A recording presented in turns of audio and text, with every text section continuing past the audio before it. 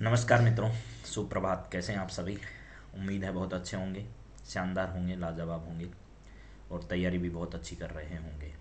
शुरुआत करते हैं आज हम सूजस ई बुलेटिन के इस अंक की, और जिसमें हम लोग चर्चा करेंगे आपके एग्ज़ाम उपयोगी सभी करंट अफेयर्स के बिंदुओं के बारे में।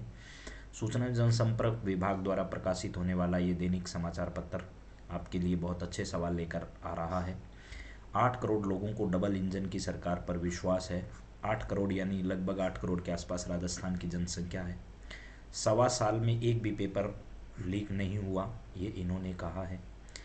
भजन लाल जी की सरकार ने प्रदेश के विकास और प्रगति की आधारशिला के बारे में कहा। ग्रामीण क्षेत्र में बुनियादी ढांचा और कृषि, पेयजल, शिक्षा और स्वास्थ्य सेवाओं के अनेक प्रावधान किए। मुख्यमंत्री कहाँ बोल रहे थे, ये देखते हैं। जयपुर देहात यानी दक्षिण की ओर से आए प्रतिनिधि मंडल को आभार सभा को वो क्या कर रहे थे, संबोधित कर रहे थे। तो यहाँ पर कोई ज़्यादा बड़ा सवाल है नहीं आप लोगों के लिए। प्रधानमंत्री के नेतृत्व में देश छू रहा है विकास के नए आयाम। बस यहाँ एक सवाल है, जल जीवन मिशन जो है, उस जल जीवन मिशन की जो अवधि है वो 2028 तक क्या कर दी है, बढ़ा दी है, जिसमें हर घर जो है नल से जल उपलब्ध करवाने की बातचीत कही गई थी। दमदार मुख्यमंत्री, दमदार फैसले। क्या है फैसले? इन्होंने, भजनलाल जी ने कहा, कार्यक्रम के दौरान एक ही लाल, भजन लाल और दमदार मुख्यमंत्री, दमदार फैसले जैसे नारे जो है वो लगाए गए थे। और मुख्यमंत्री को 100 मीटर लंबा साफा पहनाया गया। स्मृति चिन्ह भी उस समय दिया गया। जयपुर देहात दक्षिण से स्थानीय जनप्रतिनिधि एवं बड़ी संख्या में आमजन जो है वो आए थे और उन्होंने मुख्यमंत्री आवास पर ही आयोजित इस कार्यक्रम में हिस्सा जो है वो लिया था। इसके इस वर्ष का बजट जो है वो कृषक कल्याण यानी पहला ग्रीन बजट भी रहा और कृषक कल्याण केंद्रित। इन्होंने कहा क्या क्या कृषियों किसानों के लिए कहा। किसान सम्मान निधि जो उसकी 8,000 से 9,000 रुपये जो है उसको बढ़ा दिया इन्होंने। गोपाल क्रेडिट कार्ड योजना के तहत जो गोपालकों को ब्याज मुक्त ऋण मिलता था, उस ऋण को बढ़ा दिया है। 50,000 नए कृषि बिजली कनेक्शन दिए जाएंगे। 5 लाख घरेलू कनेक्शन दिए जाएंगे। ये सब बजट की बातें बार बार आ रही है। सरकारी सेवा पर जो भर्तियां निकाली जाएगी उनकी भी बात यहाँ पर की गई है। इसके बाद पानी और बिजली राजस्थान सरकार की प्राथमिकता है, ये इन्होंने कहा कि 2027 तक किसान जो हैं उनको दिन के अंदर क्या की जाएगी, बिजली उपलब्ध कराई जाएगी। इसके अलावा पूर्वी राजस्थान में पेयजल उपलब्ध कराने के लिए रामजल सेतु, शेखावाटी क्षेत्र के लिए यमुना जल समझौता हरियाणा से और ये मध्य प्रदेश से, दक्षिणी राजस्थान के लिए देवास परियोजना और इसके साथ साथ इंदिरा गांधी नहर परियोजना और माही परियोजना है, उस पर भी कार्य सरकार करेगी। इसके बाद विकास के साथ विरासत संरक्षण जो है वो हमारा ध्येय है। मुख्यमंत्री ने, राज्य सरकार धार्मिक एवं ऐतिहासिक स्थलों के विकास के लिए संकल्पबद्ध है, मुख्यमंत्री ने ऐसा कहा है। तो ये कहाँ पर बातचीत हुई, उन्होंने मंगलवार को ही मुख्यमंत्री निवास पर जो बैठक ली, उस बैठक में प्रदेश के विभिन्न धार्मिक और सांस्कृतिक एवं ऐतिहासिक स्थलों के विकास कार्यों की समीक्षा करते हुए ये बात उन्होंने कही थी।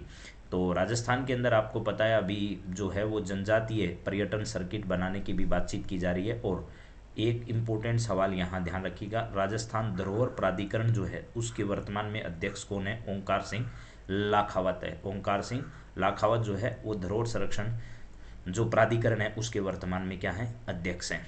इसके अलावा क्या क्या काम करवाए जाएंगे तो आप लोगों को पता ही है। वैसे तो मैंने कल परसों भी आपको बताया था कि पर्यटन के क्षेत्र को बढ़ावा देने के लिए हमने जनजातीय पर्यटन सर्किट बनाने की बातचीत कही है।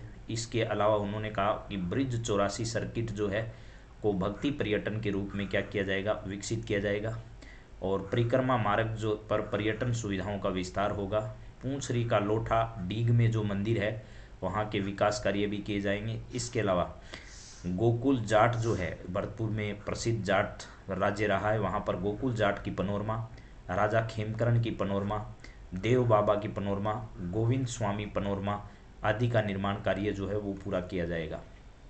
जैसलमेर में तनोट माता के मंदिर का विकास कार्य जो है वो भी जोर शोर से करवाया जाएगा। इसके अलावा गिरधुवाला, ग्राम कुलधरा व लोंगोवाला की जैसलमेर में और तनोट से कनेक्टिविटी जो है वो बेहतर बनाने के लिए भी उन्होंने इस प्रकार की बातचीत कही है।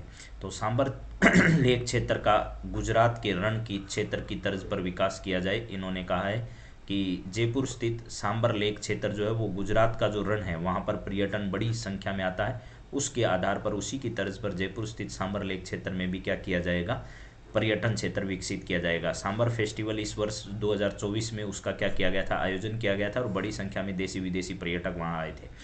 राज्य के बाहर स्थित मंदिरों का भी जीर्णोद्धार होगा। यहाँ कहा कि पिछले दिनों प्रयागराज में हुई मंत्रिपरिषद की बैठक में राज्य के बाहर स्थित मंदिरों के जीर्णोद्धार का निर्णय भी लिया है।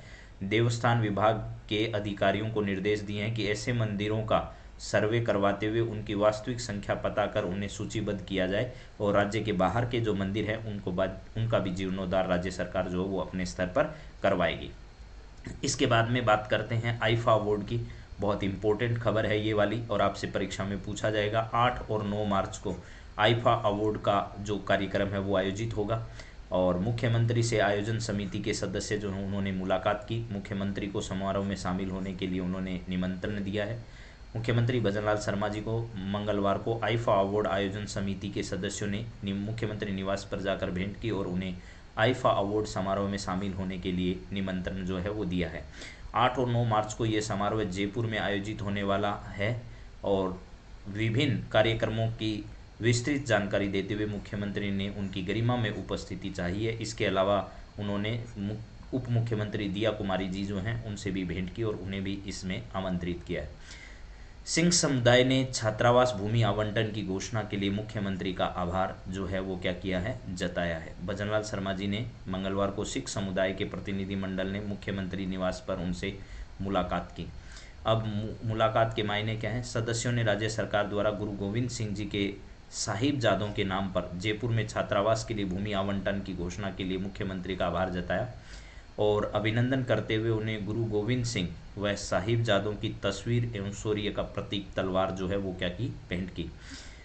शौर्य की याद, साहिबजादों के शौर्य की याद दिलाने के लिए प्रधानमंत्री श्री नरेंद्र मोदी ने 26 दिसंबर का जो दिन आता है उस दिन वीर बाल दिवस घोषित कर दिया है और सिख समाज के लोगों ने उनसे मुलाकात की और गुरुद्वारा राजा पार्क के सेक्रेटरी जो वो भी मिले और कई लोग मिले। राजस्थान अल्पसंख्यक आयोग के पूर्व अध्यक्ष जो है जसवीर सिंह उन्होंने भी मुलाकात की और जयपुर में भूमि आवंटन इसके लिए करने के लिए छात्रावास के लिए सिख समुदाय के लिए जो है उनका आभार जो है वो क्या किया, प्रकट किया। तो ये सारी जानकारियाँ इसमें थी। सबसे इम्पोर्टेंट आईफा अवार्ड है जिस पर सवाल 100% आपसे पूछा जाएगा परीक्षा में। 8 और 9 मार्च को जयपुर में इसका आयोजन हो रहा है। इसके बाद में ये मैंने बताया जैसलमेर में तनोट माता मंदिर है। पनोरमा कौन कौन सी है? गोकुल जाट है, राजा खेमकरण है, देव बाबा है, गोविंद स्वामी पनोरमा है, ये भरतपुर के अंदर डीग में, और पूंछरी का लोठा मंदिर, ब्रिज 84 सर्किट जो है वो भरतपुर और यूपी से जुड़ा हुआ भाग है। तो ये सब बातें आप लोगों को क्या करनी है, ध्यान रखनी है। जयपुर के सांबर में सांबर महोत्सव का क्या किया गया था, आयोजन जो है वो पिछले दिनों किया गया था और राजस्थान धरोहर प्राधिकरण के जो अध्यक्ष हैं वो कौन है, ओंकार सिंह लाखावत है वर्तमान के अंदर।